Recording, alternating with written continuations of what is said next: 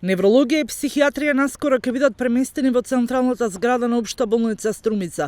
Поранешната амбулантна хирургија, која во моментов се користи за дневна ковид болница, ќе се пресели во новата модуларна, а на нејзино место ќе дојде невролошката амбуланта.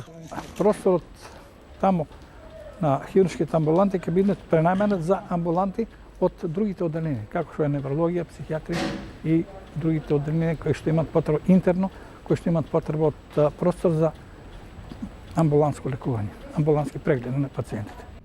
Овој трансфер не е единствениот кој се планира во Струмичката болница. Имено и психијатрија и невролошкото одделение ќе се преселат, откако хируршкото одделение ќе замене пак во новиот крак. Ко успееме да бидеме готови околу пуштањето на новиот крак, хируршкото одделение ќе биде пренаменето во невролошко одделение, а психијатриско одделение ќе биде сместено во родилните простори на акушерско одделение, кај што се влегува посебна врата за влегување. Тоа ќе биде пренаменето за психијатриските пациенти.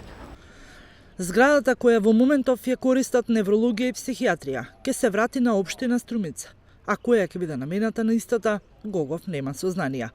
Модуларната ковид болница се очекува во најкраток може рок да биде комплетно завршена до наредниот период и во неа да се третираат новопозитивните на COVID-19.